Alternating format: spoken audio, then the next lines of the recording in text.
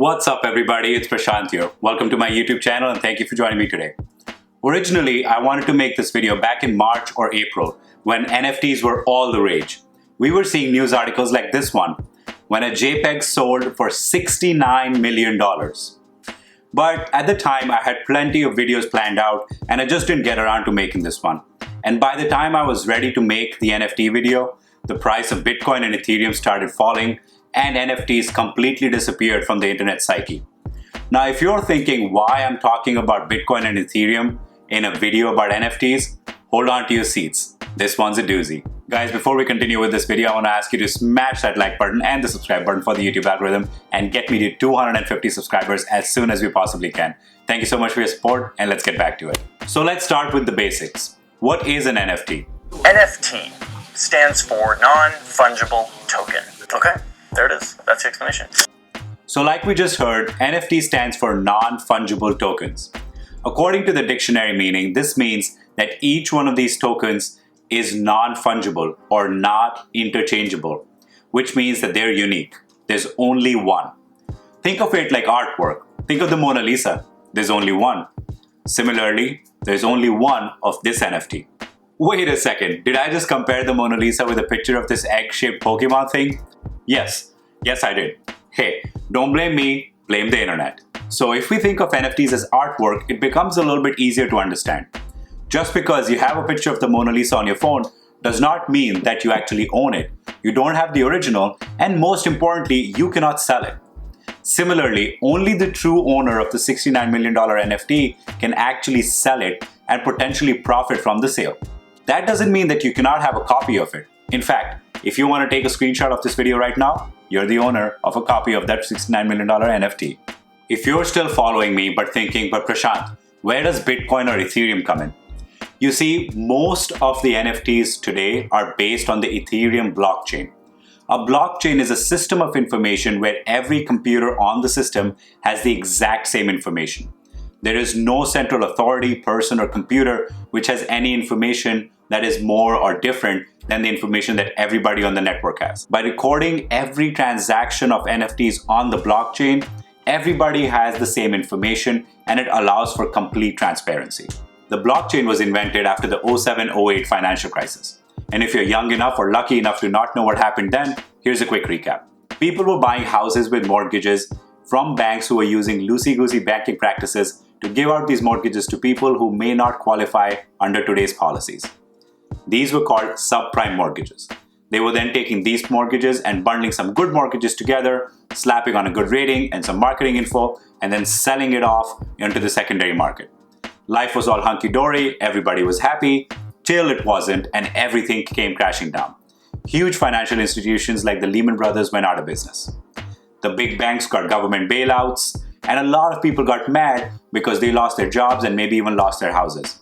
In the meantime, bankers paid themselves big bonuses for surviving the banking crisis and continued banking. One person or group of people, we don't really know who they are, called Satoshi Nakamoto, got really upset about this and thought that this whole financial crisis had happened because all the information was controlled by a few big banks. And they set out to change the financial system, and that's how the Bitcoin blockchain was formed. Their idea was to move all this information from big banks or big institutions like centralized institutions and decentralize it and make sure that everyone on a system of computers or a blockchain would have all of the same information.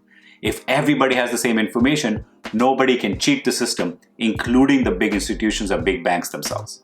If you want to understand more about what the blockchain is or what Bitcoin is, go watch my Bitcoin video after this one. I will leave the link in the description down below. So to summarize, NFTs are mostly digital artwork, be it pictures, videos, music, trading cards, you name it, that people can buy and sell using blockchain technology or crypto technology such as Ethereum.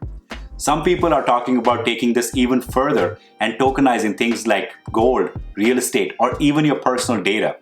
How all of this pans out over the next few years remains to be seen, and it is actually very exciting and interesting to me, to be honest with you. Okay, now let's talk about something that's been bothering me over the last few months. I've been thinking about it, researching about it, reading about it, watching YouTube videos about it, and that is this. Do NFTs have any value? Well, this is a loaded question. Let's try to think about it in another way. What gives anything value? What gives my home value? It could be argued that this home has value because it provides me shelter, and I agree. But what gives it a specific value? I could argue that because my home provides me and my family shelter, it's priceless to me. But if I go on Zillow.com, it will give me an estimate of the home price, let's say $300,000. So what gives it this specific value? Alternatively, what gives my car value? I could go on kellybluebook.com and it tells me that I have a car that's valued at about $14,000. What gives it this specific value? In my mind, at the end of the day, a specific monetary value is the amount of money that somebody else will pay me for my thing. My house has a value of $300,000 because there's probably someone out there who will pay me that amount of money for my house. Or my car has a value of $14,000 because someone will happily drive away with my car after paying me $14,000. When we look at famous paintings, the same principle applies. Look at this table. A Da Vinci painting was sold in 2017 for $475 million. Why? Because the owner has far too much money, obviously. But at the same time, because that person believed that that value was worth that much money to them at that time. Similarly, buyers of NFTs probably believe that those NFTs have that value when they buy those. I'm sure some people are speculating on the rise of prices in these NFTs too. Just think about Pokemon cards. I used to play with Pokemon cards when I was a kid, but I never thought to collect them. In fact, growing up in India, you could buy the original Pokemon cards, which were like maybe $3 or $4 a pack, I think. And you could buy these knockoff cards, which were about 15 cents a pack. Those are the ones I used to buy. Regardless, on eBay right now, you can buy some specific Pokemon cards for $2 to $3 million.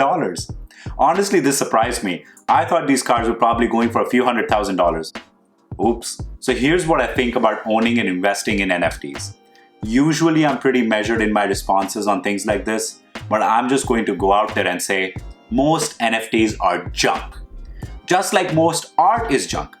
Anything that I personally have drawn or doodled ever is trash. It's not worth any money. Now, I do believe paintings by Da Vinci or Monet are valuable, but anything that I have drawn or maybe somebody like you have drawn are probably junk.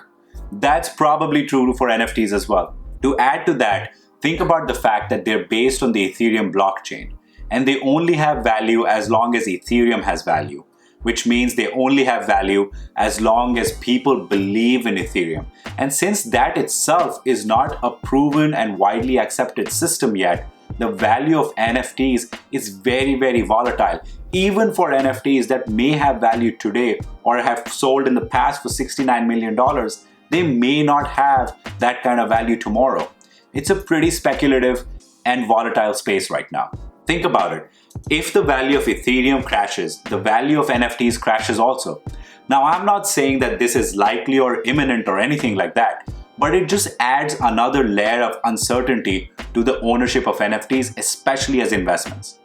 Just like with everything else crypto, I would say only buy NFTs if you're truly okay losing the money that you used to buy the NFTs in the first place. Now, it's a different thing if you're a collector of art or other collectibles and you just want to own NFTs because they just look cool. There's nothing wrong with that.